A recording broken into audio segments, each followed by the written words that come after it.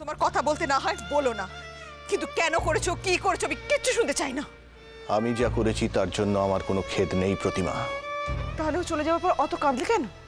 কিসের শোক তোমার? কাছের কাউকে হারালে শোক তো হবেই। তুমি হারাচ্ছ নিজের দোষে। এই এই আজকে যা কিছু ঘটেছে তোমার জেদের জন্য ঘটেছে। এত জেদ কিসের বলো তো তোমার? মা, দিদি আর কথা উঠলে ব্যাপারটা যে এই জায়গায় যাবে তার জন্য আমি দিদি আর কথা তুলিনি। প্লিজ তুমিও চুপ করো। চুপ করেছিলাম দুর্গা, আমি চুপ করেছিলাম বলেই আমার মেয়ে এত কাছে এসেও দূরে চলে গেছে। এখন ওর কথাগুলো আমার কানে। তুমিও আমার মতন করে ভাবো প্রতিমা, যে তোমার একটাই মেয়ে, দেখবে তাতে কষ্ট অনেক কম হবে। তোমার কষ্ট কমে গেছে? হ্যাঁ, আসলে কি জানো তো, ওর ওপর দোষটা চাপিয়ে দিয়ে আমরা আমাদের দায় এড়াবার চেষ্টা করছি। চারু দোষ করেছে, চারু পাপ করেছে, চারু অন্যায় করেছে, আরে আমরা তো ওকে বাধ্য করেছি সেটা ভুলে যাচ্ছি। আমরা আমাদের ইচ্ছে অনিচ্ছেকে ওর ওপর চাপিয়েছি। তোমার স্বপ্ন আছে, আমার ইচ্ছে আছে, কিন্তু ওই মেয়েটা কি চায় ভেবে দেখেছি? আমরা ওকে বোঝার চেষ্টা করেছি কখনো? শর্ত শর্ত এই শোনো, ভগবান না মানুষের বড় বড় পাপও ক্ষমা করে দেয়। তুমি তো বাবা, পারলে না মেয়েটাকে ক্ষমা করতে? এত বড় শাস্তি দিলে, তার জন্য আমাদের কি শাস্তি হবে সেটা ভেবে দেখেছো তো? হ্যাঁ, যাচ্ছ কোথায়? উত্তর দাও, ভেবেছো? শাস্তি তো পাচ্ছি প্রতিমা, সন্তান হারানোর শাস্তি। সন্তান তুমি হারিয়েছো নিজের দোষে জেচে। পারলে নিজের সন্তানকে তুমি কাছে রাখতে পারতে, কিন্তু তুমি। ঠিক বলেছ, আমি হারিয়েছি জেচে। আমি পারতাম ওকে ধরে রাখতে, আর এর দায় তো আমার, তাই না? এটা তো একটা পাপ না প্রতিমা? তাই সন্তান হারানোর দায় মাথায় নিয়ে বেঁচে থাকার তো আমার কোনো অধিকার নেই। বাবা বাবা বাবা, তুমি এসব কি বলছো? যা হয়েছে হয়েছে, দেখো এসব ভেবে কোনো লাভ। না না না না না, শাস্তি তো আমাকে পেতেই হবে, তাই না? বাবা বাবা শোনো শোনো, আমার কথাটা শুনে দেখো, আমরা একটা পরিস্থিতির শিকার।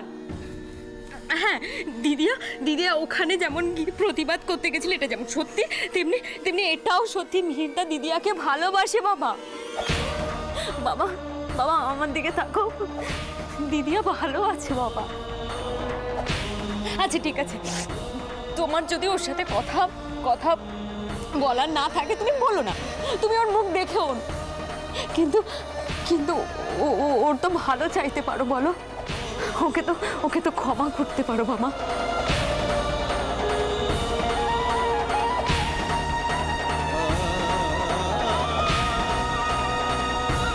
বলো না বাবা, পারো না ক্ষমা করতে?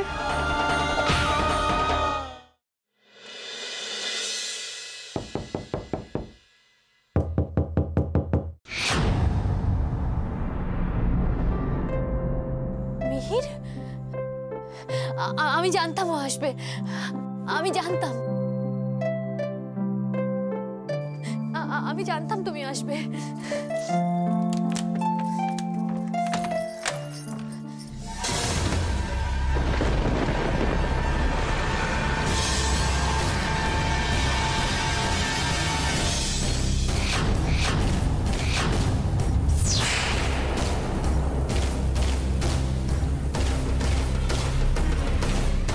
আপনি?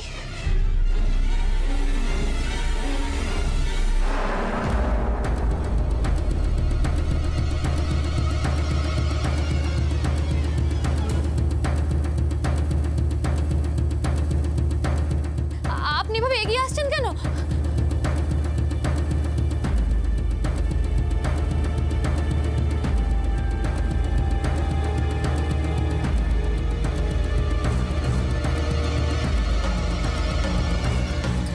কি ভেবেছিলে এমনি এমনি তোমাকে এ বাড়িতে রেখেছি? তোমাকে রেখেছি তোমার লাশটা এ বাড়ির বাইরে পাঠাবো বলে।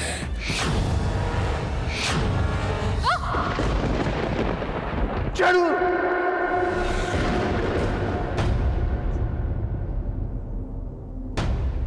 স্বপ্ন ছিল, খুব খারাপ একটা স্বপ্ন। কিন্তু কিন্তু এমন স্বপ্ন আমি কেন দেখলাম? তবে কি প্রতিমার কথাটাই ঠিক? আমার আমার স্বপ্নের বোঝা চারুকে ভুল পথে নিয়ে গেছে, আর চারুর এই পরিণতির সব দায় আমার।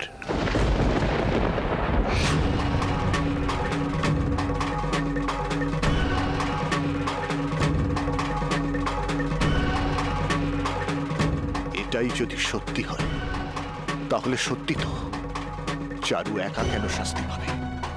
আমারও শাস্তি পাওয়া উচিত।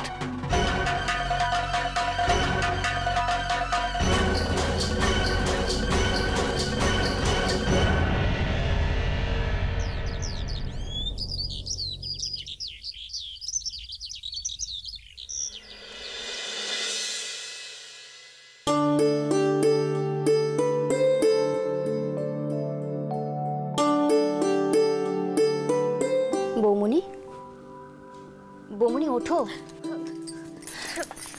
বৌমনি, আমি রিয়া। ভয় পাচ্ছ কেন? তোমার জন্য চা এনেছিলাম। ও কোথায়? ও কি উঠে পড়েছে?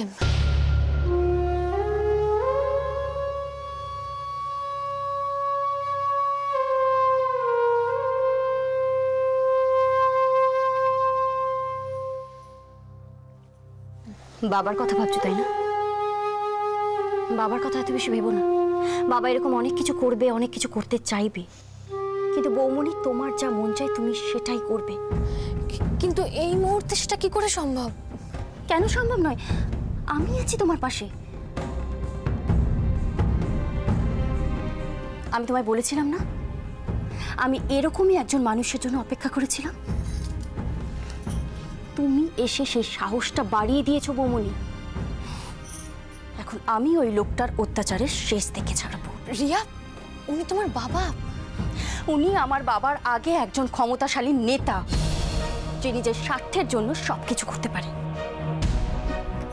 বৌমনি এরকম মানুষ না নিজের দেশের হয়, আর না নিজের পরিবারের কারণ।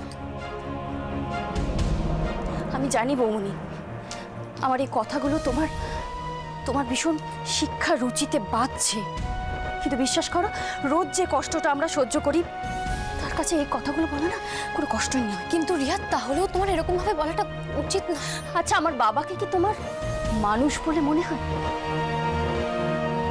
সত্যি করে বলো তো, বাবা মার সাথে যেটা করে, যেটা তোমার সাথে করেছে, সেটা কোনো মানুষের সাথে করতে পারে? এর জন্য তোমার কেন এত খারাপ লাগছে রিয়া? তোমার দাদাভাই তো চুপচাপ সবকিছু মেনে নিয়েছে। হ্যাঁ, দাদাভাই, সত্যি দাদাভাই তোমার জন্য যা করেছে সেটা আমরাও ভাবতে পারি না। তুমি জানো, কাল ছোট মা আমাকে ড্রয়িং রুমে আসতে দিচ্ছিল না, কিন্তু আমি জানতাম বাবা তোমাদের সঙ্গে নিশ্চয়ই কিছু খারাপ করবে।